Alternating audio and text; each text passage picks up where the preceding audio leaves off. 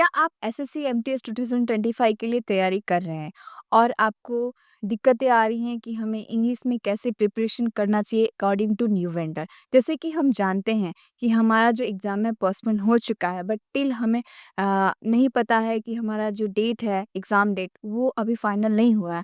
तो हमें ओवरऑल लेके चलना है कि हमारे पास 15 डेज़ है। सो आपको ये दिक्कतें आ रही है कि जो न्यू वेंडर में क्वेश्चंस पूछे जा रहे हैं, न्यू टॉपिक्स जो पूछे जा रहे हैं, तो हमें इंग्लिश को लेके कैसी प्रिपरेशन करनी चाहिए, उसके लिए क्या स्ट्रैटेजी अपनानी चाहिए कि इतने कम टाइम में हम सारा कवर भी कर लें, हमारा प्रैक्टिस भी हो जाए, रिवीजन भी हो जाए और हम अपना जो मार्क्स है एश्योर कर सके कि हमारा मार्क्स अच्छा हो।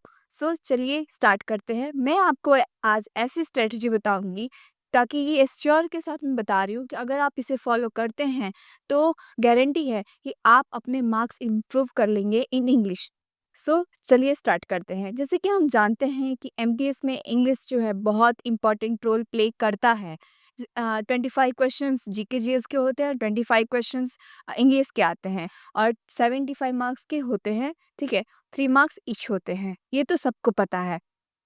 बट क्या आपको ये पता है कि हमें इंग्लिश में कितने कवर करने हैं टॉपिक्स? जैसे कि ग्रामर है, वोकैब हमें कितना पढ़ना है, क्लोज टेस्ट हमें कैसे करना है, कैसे हमें कंप्लीट करना है। और इंग्लिश इंग्लिश में हम चाहें ना तो हम पूरे फुल मार्क्स ला सकते हैं, बट जीके जीएस हमारे लिए वास्ट सिलेबस है, हमारा कुछ ना कुछ छूट ही जाता है।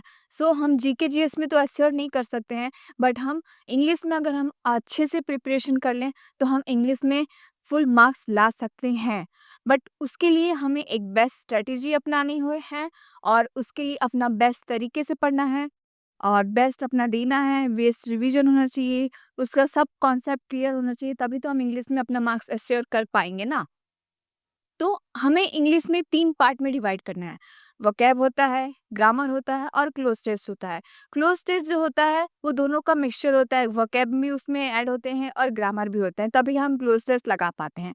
तो मैं बात करूँगी अभी वोकैब की। वोकैब में हमें क्या करना है कि जैसे कि हम जानते हैं कि न्यू वेंडर आया तो आपको ये सब का डाउट हो रहा है कि क्या हमें पीवाईक्यूज़ वर्थ इट रहेंगे? पीवाईक्यू से अगर हम करते हैं तो हमारा जो न्यू वेंडर जो आया है तो एमटीएस के लिए हम मैं हमारा मतलब वर्थ इट रहेगा कि नहीं, हमारा जो हम पीवाईक्यू जो पढ़ रहे हैं, क्या हम पीवाईक्यू पढ़े या नहीं पढ़े, इसको लेके आपको डाउट आ रहा है, राइट?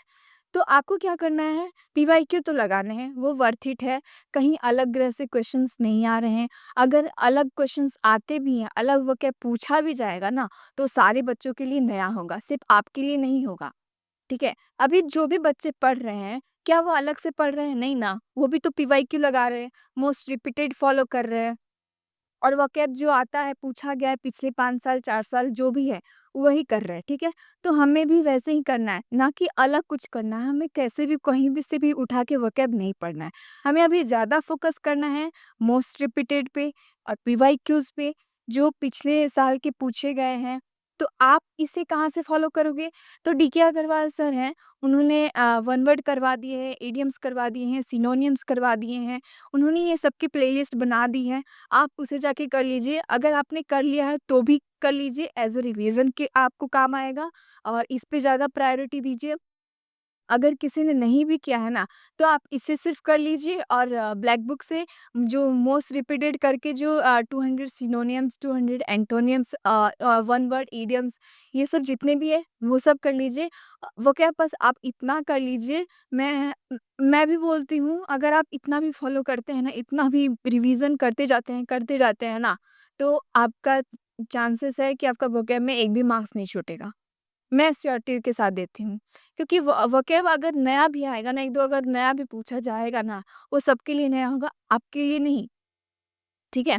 तो एक आप नहीं होगे कि हाँ, आपका छूट रहा है तो किसी और ने कर लिया, नहीं, वो सबके लिए नया होगा, क्योंकि सारे बच्चे जो पढ़ रहे हैं, वो सब इसी तरीके से पढ़ रहे हैं, इसी तरीके से फ़ॉलो कर रहे हैं। अगर आपने वोकैब के लिए इतना कर लिया है, ठीक है? उसके बाद आपको क्या करना है, प्रैक्टिस करना है। प्रैक्टिस भी आप कहाँ से करोगे? मॉक दीजिए, ठीक है? सेक्शनल टेस्ट लगाइए। सेक्शनल टेस्ट में हमें डेली 4 सेक्शनल टेस्ट लगाने हैं, उससे 2 हमें एमटीएस के लगाने हैं और 2 सीजीएल के लिए लगाने हैं, ठीक है? डेली हमें 4 सेक्शनल टेस्ट लगाने हैं, इससे हमारा प्रैक्टिस भी होगा वोकैब का और प्लस आप यूट्यूब पे रानी मैम का उन्होंने सीरीज़ बनाया हुआ है, मैराथन है, 1000 इडियम्स ऐसे-ऐसे करके उन्होंने बहुत सारे बनाए हुए हैं। और हाँ, 2024 में जो जितने भी एमटीएस में क्वेश्चंस वो क्या पूछे गए थे, उन्होंने उसके वीडियोज़ बनाए हुए हैं, तो आप उससे भी प्रैक्टिस कर लो, वो भी वर्थ इट है। उससे अगर करते हो तो वो भी मतलब बहुत हेल्पफुल मिलेगा। अगर आप मैंने आपको जितने भी सोर्सेज़ बताए, अगर आप ये सब फॉलो करते हो ना, तो डेफ़िनेटली है कि वोकैब का टेंशन आपका खत्म हो जाएगा, ठीक है? अब बात करें ग्रामर की, तो ग्रामर के लिए हमें क्या करना है? ग्रामर में हमें आप अगर आपने पूरा कर लिया है कवर ग्रामर का बेसिक टू एडवांस कर लिया आपने, पूरा उसका कॉन्सेप्ट क्लियर कर लिया है, पर स्टिल आप मॉक दे रहे हो, सेक्शनल टेस्ट लगा रहे हो और आपके कम मार्क्स आ रहे हैं क्योंकि आप रिवीजन नहीं कर पा रहे हो, क्योंकि आपने इतने लेंदी-लेंदी बना रखे हैं, तो आपसे रिवाइज़ नहीं कर पा रहे हो। अब होता है, सबके साथ होता है। अब हम लोग तो बना लेते हैं, नोट्स बनाने के लिए बना लेते हैं, बट उतना नहीं कर पाते हैं। तो हमें वैसा नहीं करना है। आप अभी अब जैसे कि हमें स्मार्टली करना है, ना कि हार्डली करना है। तो हम स्मार्ट वे करेंगे। क्या कीजिए आप, अगर आप चाहें तो 60 इम्पोर्टेंट रूल्स है रानी मैम के, उन्होंने जो करवाए हैं वो कर लीजिए। वो बहुत ही अच्छा होगा। अगर वो भी आप 60 इम्पोर्टेंस नहीं कर पाओगे, तो आप क्या करो, डीके अग्रवाल सर का 45 रूल्स जो करवाया है सर ने, वो कर लो। और प्लस ऐड भी करना है हमें, क्योंकि पिछले जो न्यू वेंडर ने 2 एग्ज़ाम कंडक्ट किए थे आपके स्टेनो के और सिलेक्शन पोस्ट के जो 2 एग्ज़ाम हैं उसमें active passive voice, direct indirect, PQRS और पैसेज ई, इसके क्वेश्चंस, ये 4 नए टॉपिक्स हैं, इसके क्वेश्चन पूछे गए हैं, तो चांसेस है कि एमटीएस में भी पूछे जा सकते हैं। तो आप ये 4 टॉपिक्स को कहीं से भी आप चाहो, आपको जहाँ से भी अच्छा लगे, जिस सर टीचर से आपका समझ आता हो, आप वहाँ से देख सकते हो, वहाँ से आप ये सब चीज़ का कॉन्सेप्ट क्लियर कर लो। और मैंने जैसे कि आपको बताया कि आपको 4 सेक्शनल टेस्ट लगाने हैं, 2 एमटीएस के और 2 सीजीएल के। सीजीएल के लगाते हो तो ये सी जो 4 टॉपिक जो नए पूछे गए हैं, वो सीजीएल में पूछे जाते थे क्या, पूछे भी जाएँगे। तो आप वहाँ से करोगे तो आपका ये 4 टॉपिक भी उसका प्रैक्टिस हो जाएगा और प्लस एमटीएस के जो पूछे जा रहे थे वो भी प्रैक्टिस हो जाएगा। तो आपको ग्रामर ऐसे करना है।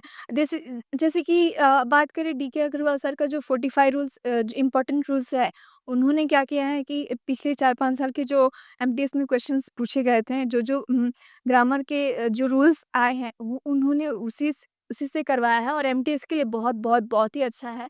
तो जैसे कि वो 4 घंटे का वीडियो है, तो आप कर सकते हो कि आप टारगेट कर लो कि हाँ, मुझे 1 वीक में ये पूरा लेक्चर कंप्लीट कर लेना है। देन आपको उसको क्या करना है, डेली 2 टॉपिक रिवाइज़ करते जाना है और सेक्शनल टेस्ट आपको डेली 4 लगाने हैं, 2 एमटीएस, 2 सीजीएल। अगर आप ऐसे करते हो ग्रामर के लिए, तो आपका डेफ़िनेटली ग्रामर का टेंशन खत्म हो जाएगा।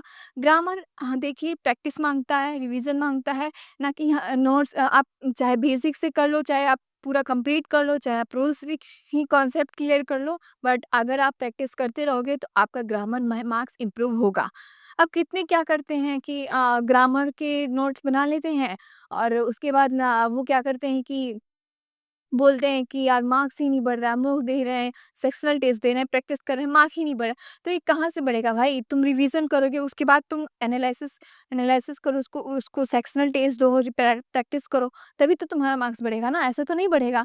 तो हमें वैसे करना है, हमें क्या करना है, रिवीजन करना है। आप डेली 2 टॉपिक 1 टॉपिक आपको जितना भी जैसे भी टाइम है, आप वैसे उसको दीजिए, ठीक है?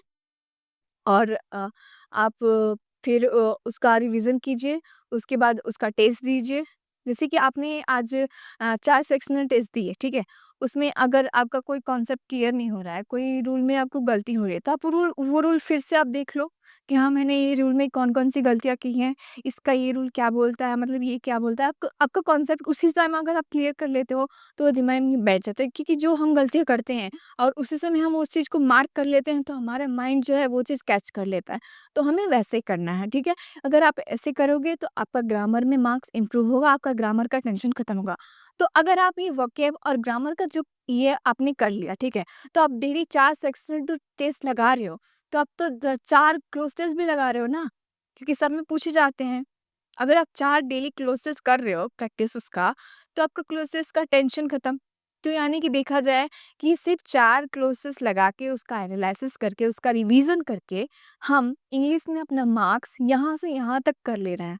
सो देख रहे हो कि हमारा जो रिवीजन है, जो प्रैक्टिस है कितना पावरफुल है, हमारे लिए कितना एकदम वो हेल्पफुल रहता है, बैकबोन होता है। तो ना कि हमें सिर्फ़ नोट्स बना के रखने हैं और उसको रिवीज़न नहीं करना है। आपने नोट्स बना लिए, अपना सिलेबस कंप्लीट कर लिया और रख दिए नोटबुक बना के, तो ऐसे नहीं होगा, ठीक है? आपको उसको रिवीज़न भी करना है, ठीक है? उसका प्रैक्टिस भी करना है, उसका टेस्ट भी देना है, तभी आप उसमें गेन कर पाओगे, चाहे वो कुछ भी हो।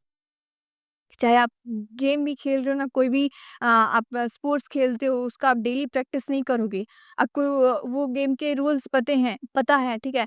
और आप वहाँ पे डेली प्रैक्टिकल नहीं दोगे, प्रैक्टिकल आप खेल ही नहीं जाओगे, तो आप भूल नहीं जाओगे, आपसे वो प्रैक्टिकल कर पाओगे नहीं ना। तो ऐसे ही सब चीज़ पे लागू होता है, हमें वैसे ही करना है। आप कंप्यूटर पे कोई भी आप प्रोग्राम सीख रहे हो, ठीक है?